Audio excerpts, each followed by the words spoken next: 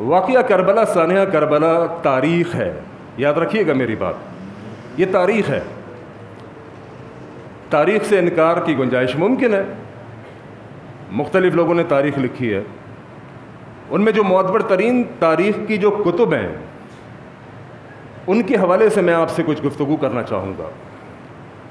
سب سے پہلی چیز کو یہ سمجھ لیجئے کہ اللہ کے نبی علیہ الصلوۃ والسلام جب دین لے کر آئے، دین اسلام لے کر آئے، اس وقت بڑی نفس نفسی کا عالم تھا. لوگوں کی آپس میں چھوٹے چھوٹے معاملات کے اوپر تنازع ہو جاتے، لڑائیاں ہو جاتی، حتیٰ کہ بعض اوقات پانی پینے پلانے کے مسئلے پہ، یعنی جانوروں کے پانی پینے پلانے کے مسئلے پہ لڑائیاں ہو جاتی ہیں، اور وہ لڑائیاں پھر خاندان در خاندان رہتی ہیں. ایسے موقعوں کے اوپر میرے نبی علیہ الصلوۃ والسلام ایک بہت ہی خوبصورت دین کی تعلیم لے کر آئے. وہ دین تھا اسلام. اور قرآن مجید میں اللہ رب العالمین نے ایسے مواقع کے اوپر مسلمانوں کو کہا کہ وَاعْتَصِمُوا بِحَبْلِ اللَّهِ جَمِيعًا وَلَا تَفَرَّقُوا. مسلمانوں آپس میں ایک ہو جاؤ، اللہ کی رسی کو مضبوطی کے ساتھ تھام لو، فرقہ واریت نہ کرنا، تفرقے میں نہ پڑنا، کیونکہ اس وقت لوگ ایک دوسرے کی جانی دشمن ہوا کرتے تھے. ایک ہی ساتھ کھانے والے، ایک ہی ساتھ رہنے والے، ایک ہی خاندان کے لوگ، ایک ہی کنبے، ایک ہی قبیلے کے لوگ، لیکن دشمنی اور دشمنی سالہ سال چلتی تھی. میرے نبی علیہ الصلوۃ والسلام خوبصورت دین لے کر آئے. وہ دین اسلام تھا اور اس کے اندر سلامتی تھی، اس کے اندر پیار تھا، اس کے اندر اخوت بھائی چارگی تھی. لوگوں نے دین اسلام کی دعوت کو قبول کیا. میرے نبی علیہ الصلوۃ والسلام اس دنیا سے رخصت ہوئے. آقا علیہ الصلوۃ والسلام کے رخصت کے بعد ابو بکر رضی اللہ تعالیٰ عنہ کا دور آیا.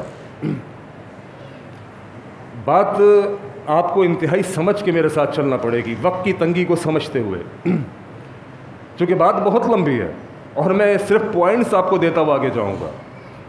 ابو بکر رضی اللہ تعالیٰ عنہ کا دور آیا. ابو بکر رضی اللہ تعالیٰ عنہ کے دور کے اندر ہی کچھ لوگ کھڑے ہو گئے جو کہنے لگے کہ ہم زکوٰۃ نہیں دیں گے. اللہ اکبر. ابھی نبی علیہ الصلوۃ والسلام کا دور گزرا ہے. نبی علیہ الصلوۃ والسلام کے انتقال کے بعد ابو بکر رضی اللہ تعالیٰ عنہ کا دور آیا اور کچھ لوگ کھڑے ہو گئے، کہتے ہیں ہم زکوٰۃ نہیں دیں گے. مسئلے مسائل شروع ہو گئے، پریشانیاں شروع ہو گئی. ابو بکر رضی اللہ تعالیٰ عنہ کا انتقال ہوا. عمر فاروق رضی اللہ تعالیٰ عنہ کا دور آیا. عمر فاروق رضی اللہ تعالیٰ عنہ کے دور کے اندر اسلام نے بڑی ترقیاں کی، بڑی فتوحات ہوئی، لیکن اندرونی طور پر سازشیں اس وقت بھی موجود تھیں. ابو لولو فروز کیسا اس نے خنجر کا وار کیا پیٹھ کے اوپر. یہ سازشیں کہیں نہ کہیں کسی نہ کسی صورت کے اندر پنپ رہی تھی. اور اب یقین کیجیے اور یاد رکھیے اور تاریخ کا مطالعہ کر کے دیکھیے، ہر سازش کے پیچھے ہر دور میں یہودیوں کا ہاتھ ہے. آج بھی پوری دنیا کا معاشی نظام ان یہودیوں نے چکھڑا ہوا ہے. اور جتنی سازشیں مسلمانوں کے اندر فرقہ واریت، مسلمانوں کے اندر گروہ بندیاں، ان سب کے پیچھے آپ کو یہودی لابی نظر آئے گی. عمر فاروق رضی اللہ تعالیٰ عنہ کو شہید کر دیا گیا. عمر فاروق رضی اللہ تعالیٰ عنہ کی شہادت کے بعد دور آتا ہے عثمان غنی رضی اللہ تعالیٰ عنہ کا. عثمان غنی رضی اللہ تعالیٰ عنہ کے دور کے اندر بھی فتنے ہوئے. باغیوں کا فتنہ کتنا بڑا ہوا. لوگ سانحہ کربلا کو روتے ہیں. میں کہتا ہوں کبھی عثمان کی شہادت کو پڑھ کے دیکھا ہے رضی اللہ تعالیٰ عنہ؟ اللہ کی قسم جو عثمان غنی رضی اللہ تعالیٰ عنہ کی شہادت کا واقعہ کبھی اس کو پڑھ کے دیکھا ہے؟ وقت کا خلیفہ ہے، وقت کا بادشاہ، مسلمانوں کا امیر ہے، اپنے گھر کے اندر محصور ہے، پانی پینے کو موجود نہیں، کھانے کو کھجور نہیں. عثمان غنی رضی اللہ تعالیٰ عنہ کی مظلومانہ شہادت کسی کو یاد نہیں. کیوں بھائی؟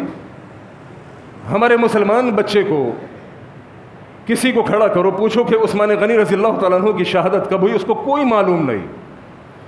اور پوچھو کہ عمر فاروق رضی اللہ تعالیٰ عنہ کی شہادت کی تاریخ تو بتاؤ، اس کو کوئی معلوم نہیں. اس سے پوچھو کہ حسین رضی اللہ تعالیٰ عنہ کو شہید ہوئے، اسے معلوم ہے 10 محرم. اچھی بات ہے.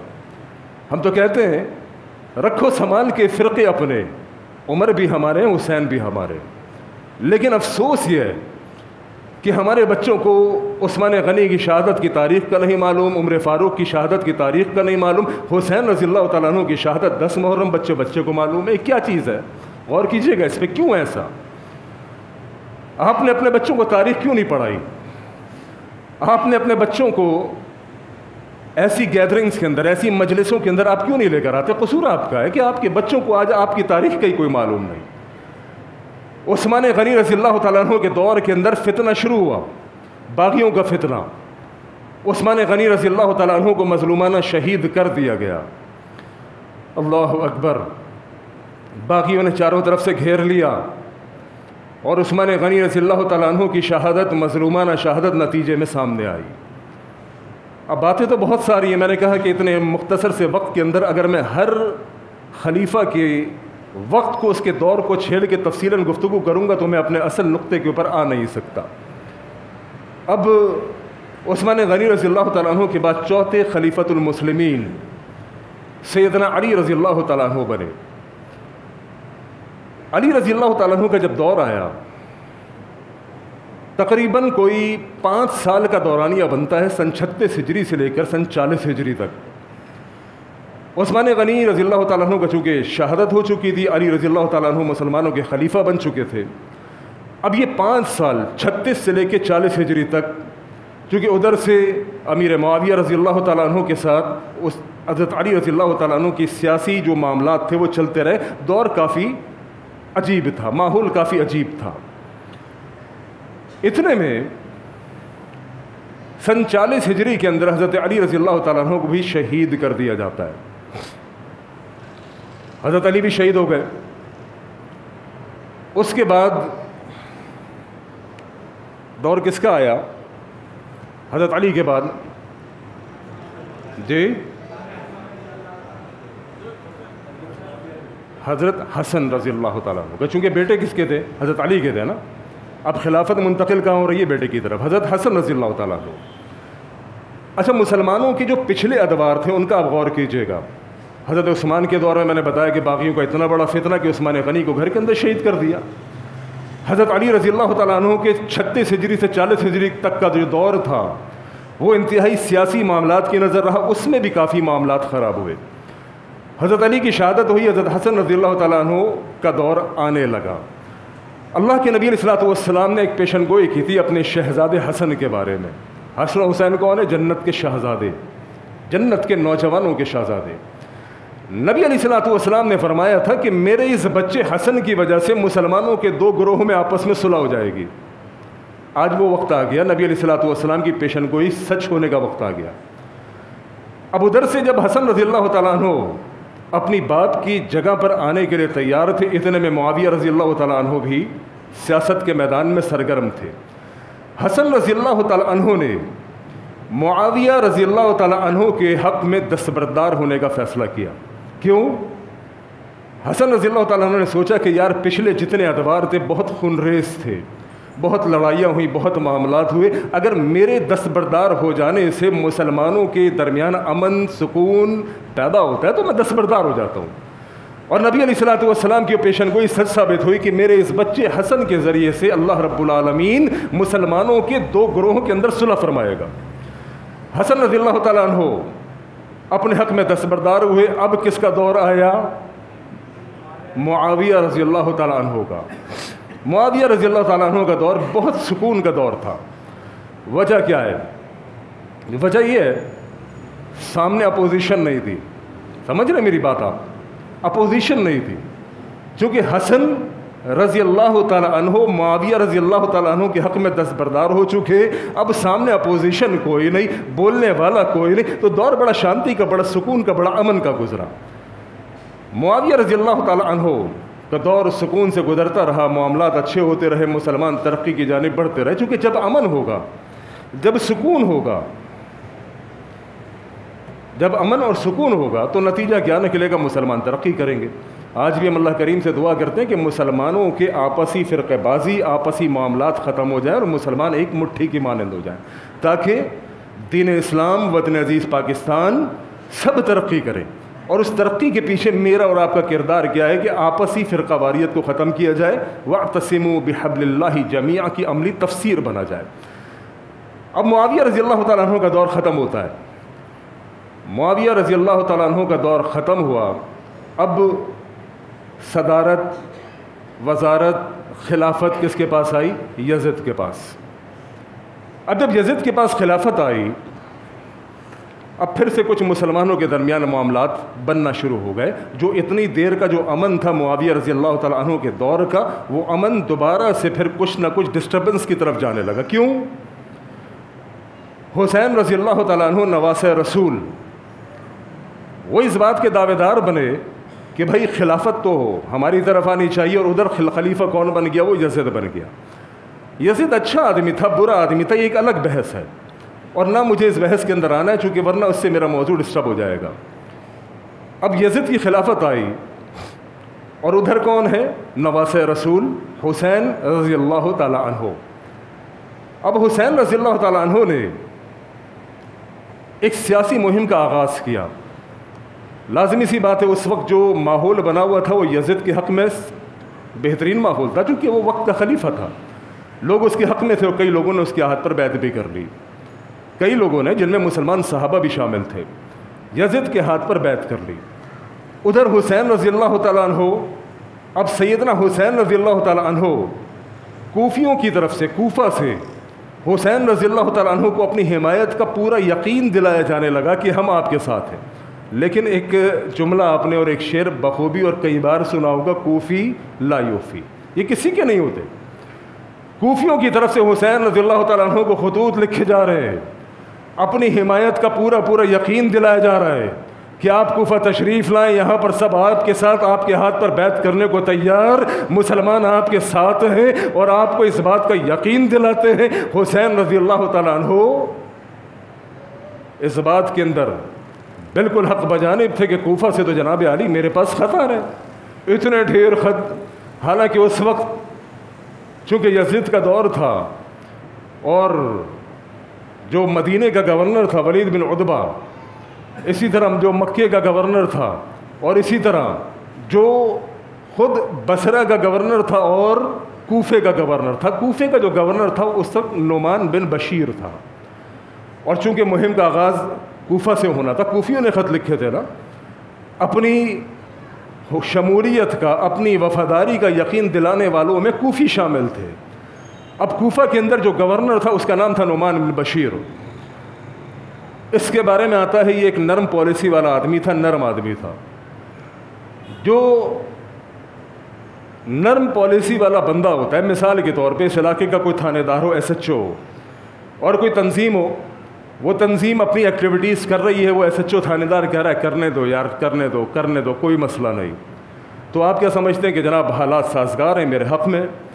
اسی طرح اس وقت جو کوفے کا گورنر تھا نعمان بن بشیر، وہ ایک نرم آدمی تھا۔ اس نے جو تحریک حضرت حسین رضی اللہ تعالیٰ عنہ کے حق میں بن رہی تھی، اس کو دبانے کی کوئی خاص کوشش نہیں کی۔ اب یہاں پر حسین رضی اللہ تعالیٰ عنہ اپنے لاؤ لشکر کے ساتھ، اپنے گھر والوں کے ساتھ، اہل رسول کے ساتھ، اللہ اکبر، سیدنا حسین رضی اللہ تعالیٰ عنہ جانے لگے۔ لوگوں نے روکنے کی کوشش بھی کی۔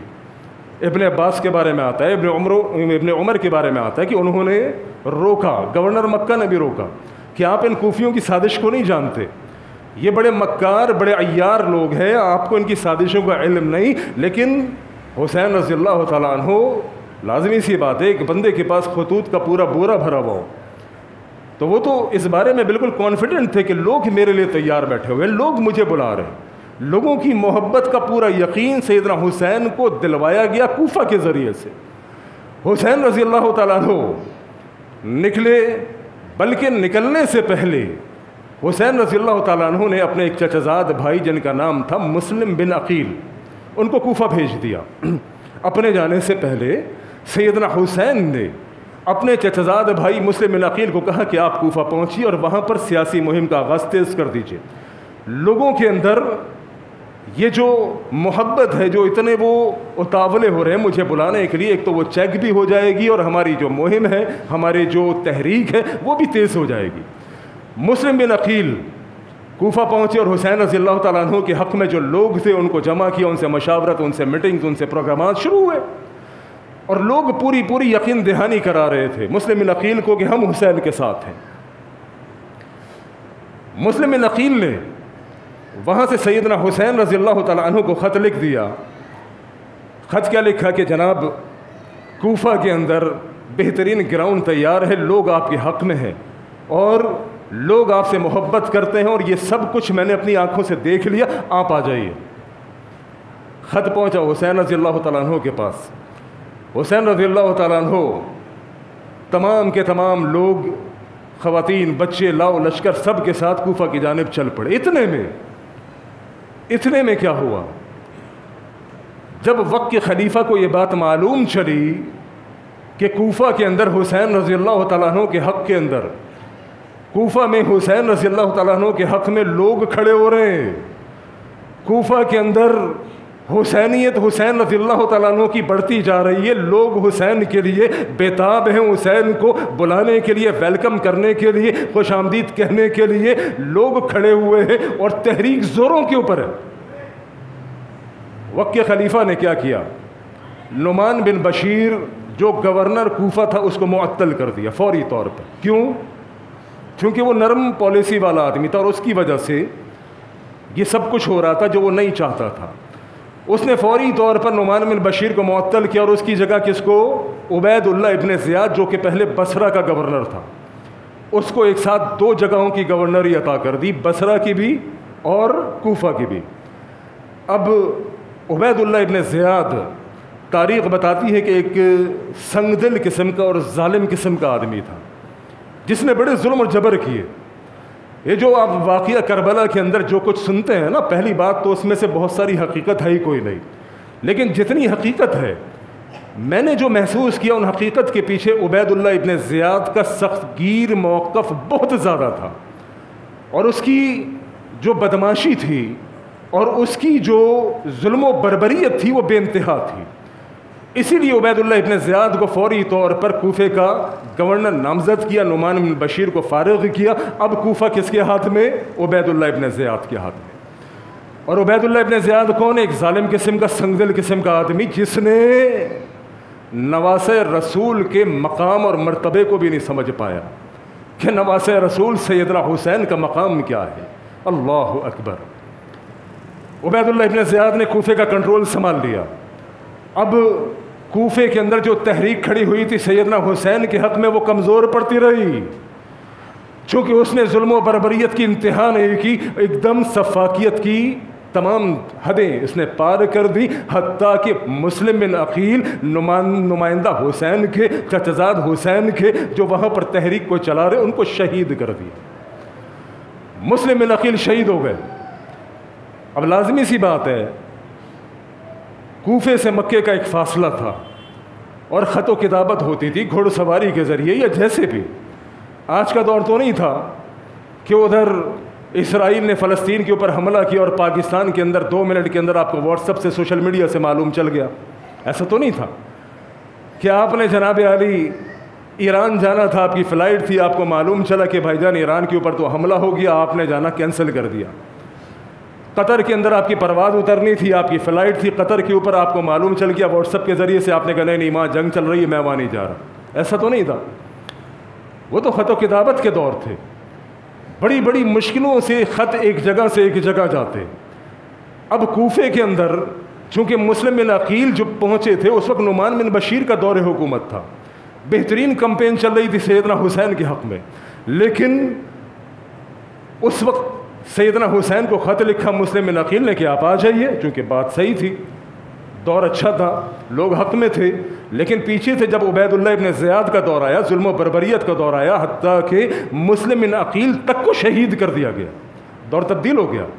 اب فوری طور پر سیدنا حسین کو انفارم کر دینا وہ آسان کام نہیں تھا۔ حسین تو چلے تھے کوفہ کی جانب، اللہ اکبر، راستے میں البتہ یہ اطلاع پہنچ گئی کہ جناب آپ کے جو نمائندے تھے مسلم بن عقیل ان کو شہید کر دیا گیا ہے، یہ راستے میں اطلاع مل گئی۔ اور تاریخ بتاتی ہے کہ جب راستے کے اندر یہ اطلاع پہنچی حسین رضی اللہ تعالیٰ عنہ کے پاس کہ کوفے کے حالات بدل چکے ہیں، کوفے کے حالات گڑبڑ ہو چکے، جو کل تک آپ کے حامی تھے آج ان کو بٹھا دیا گیا، تحریک کمزور ہو گئی اور آپ کے چچزاد مسلم بن عقیل کو شہید کر دیا گیا۔ حسین رضی اللہ تعالی عنہ وہاں سے اپنے ارادے کو تبدیل کرتے کہ حالات ایسا نہ ہو خون خرابہ ہو، ایسا نہ ہو معاملات بکھر جائیں، معاملات کسی اور جانب چلے جائیں، لہذا حسین رضی اللہ تعالیٰ عنہ نے واپسی کا ارادہ کیا۔ لیکن قافلے میں کیونکہ مسلم بن عقیل کے گھر والے بھی موجود تھے، ان کے بھائی بھی موجود تھے، انہوں نے کہا اللہ کی قسم ہم اپنے بھائی کے خون کا بدلہ لیے بغیر واپس نہیں جائیں گے، ہم اپنے بھائی مسلم بن عقیل کے خون کا بدلہ لیے بغیر واپس نہیں جائیں گے۔ وہاں پر معاملات تھوڑے سے پیچیدہ ہونا شروع ہو گئے۔ اب کیا ہوا، عبید اللہ ابن زیاد نے اپنا ایک نمائندہ بھیجا سیدنا حسین رضی اللہ تعالیٰ عنہ کے پاس۔ عمر بن سعد بن ابی وقاص سپہ سالار یہ آئے ہیں جناب حسین رضی اللہ تعالیٰ عنہ کے پاس۔ حسین رضی اللہ تعالیٰ عنہ حالات کی نزاکت کو سمجھ چکے تھے، لہذا حسین رضی اللہ تعالیٰ عنہ نے 3 آپشنز دیے۔ ان میں سے ایک آپشن یہ بھی تھا کہ میں ڈائریکٹ خلیفہ کے ہاتھ پر بیعت کرنے کو تیار ہوں۔ اب واقعہ میں نے کہا کہ چونکہ بہت طویل ہے، میں جتنا اختصار کر کے اپنے وقت کے اندر اس کو ختم کر سکتا ہوں میں کرنے کی کوشش کر رہا ہوں۔ حسین رضی اللہ تعالیٰ عنہ نے ان میں سے ایک آپشن دیا کہ میں خلیفہ کے ہاتھ پہ بیعت کرنے کو تیار ہوں تاکہ معاملات کنٹرول میں آ جائیں جو کہ بگڑتے ہوئے نظر آ رہے تھے۔ اس نے پیغام پہنچایا عبید اللہ ابن زیاد کے پاس جو کہ گورنر تھا، جس نے اس نمائندے کو بھیجا تھا۔ عبید اللہ ابن زیاد نے ایک سخت موقف اختیار کیا۔ وہ سخت موقف کیا تھا؟ کہا حسین کو پیغام بھیجیے کہ پہلے آپ کو میرے ہاتھ پر بیعت کرنا ہوگی۔ کس کے ہاتھ پر؟ عبید اللہ ابن زیاد جو کہ گورنر تھا کوفہ اور بصرہ کا، پہلے میرے ہاتھ پہ بیعت کیجیے۔ او بھائی، بات یہ ہے ہر بندہ اپنے ہم پلہ لوگوں سے بات کرنا پسند کرتا ہے، اپنے ہم منصب لوگوں سے بات کرنا پسند کرتا ہے۔ کہاں نواسہ رسول حسین اور کہاں یہ گورنر عبید اللہ ابن زیاد۔ کوئی کمپیریزن نہیں تھا، کوئی جوڑ نہیں تھا، کوئی مقام اور منصب میں برابری کوئی نہیں تھی۔ حسین رضی اللہ تعالیٰ عنہ نے انکار کیا کہ میں عبید اللہ ابن زیاد کے ہاتھ پر بیعت کرنے کو تیار نہیں۔ یہاں پر آ کر معاملات میں خرابی پیدا ہوئی۔ اب اس خرابی کا نتیجہ یہ نکلا کہ بہت خون خرابہ ہوا، حتیٰ کہ وہ واقعہ رونما ہوا کہ جس نے مسلمانوں کے دلوں کو آج تک تکلیف دی ہوئی ہے، جس نے مسلمانوں کے دلوں کو آج تک تنگ کیا ہوا ہے، تکلیف میں مسلمان موجود، وہاں پر نواسہ رسول جناب حسین رضی اللہ تعالی عنہ کی مظلومانہ شہادت ہوئی۔ اللہ کریم سے ہم دعا کرتے ہیں کہ اسلام کے اندر اس وقت سے لے کے آج تک جتنے لوگوں کی شہادتیں ہوئی اللہ اپنی بارگاہ میں قبول فرمائے۔ آخری بات، اس مسئلے کے اوپر بحث بھی چلتی ہے۔ اس مسئلے کے اوپر بحث کیا چلتی ہے؟ حق پہ کون؟ او بھائی یقینی طور پہ حسین رضی اللہ تعالیٰ عنہ، اس میں کوئی دو رائے؟ اس میں کون سی دو رائے؟ اگر حق کے اوپر نواسہ رسول نہیں ہوگا، سیدنا حسین نہیں ہوں گے تو کون ہوگا؟ حسین وہ کہ اللہ کی قسم جو جنت کے نوجوانوں کے شہزادے، حسین وہ کہ جب اللہ کے نبی سجدہ کیا کرتے میرے نبی کے کاندھوں کے اوپر، پیٹھ کے اوپر آ جاتے، اللہ کے نبی نماز کو طویل کر دیتے۔ میرے نبی کی محبت حسین کے ساتھ ممبر کے اوپر خطبہ دے رہے، حسین گر گئے، نیچے اتر گئے دوران خطبہ، یہ محبت میرے نبی کی حسین کے ساتھ، تو یہ تو کوئی دو رائے نہیں ہے۔ لیکن اس بات کو موضوع بحث بنا کر مسلمان آپس میں تفرقہ بازی کے اندر پڑ جائیں، مسلمان ایک دوسرے کے اوپر فتوے بازی میں پڑ جائیں اور معاملات جناب ڈیبیٹ سے ہٹ کر خون خرابے تک پہنچ جائے، اللہ کی قسم یہ چیز مسلمانوں کے لیے نقصان دہ، یہ چیز مسلمانوں کے لیے نقصان دہ۔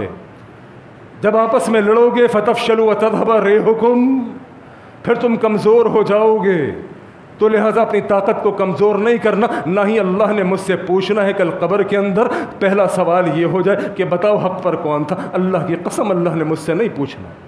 اللہ نے مجھ سے میری نمازوں کے بارے میں پوچھنا، اس کی فکر کیجئے۔ اللہ نے مجھ سے میرے معاملات کے بارے میں پوچھنا ہے، اس کی فکر کیجئے۔ اللہ نے مجھ سے میرے حقوق العباد کے بارے میں پوچھنا ہے، اس کی فکر کیجیے۔ جو فکر کرنے کے کام اسے ہم بھول چکے، اور جس کا رب نے پوچھنا ہی کوئی نہیں، وہ جناب موضوع بحث بنے ہوئے ہیں، ایک دوسرے کے اوپر کفر اسلام کے فتوے چل رہے ہیں۔ خدا را ان فتووں سے باز آ جاؤ۔ اللہ کریم ہمیں امن، سلامتی، سکون کے ساتھ ایک دوسرے کو سمجھنے کی توفیق عطا فرمائے۔ اللہ کریم حق بات کو سارے عالم میں پھیلانے کی توفیق عطا فرمائے۔ وآخر دعوانا ان الحمد للہ رب العالمین۔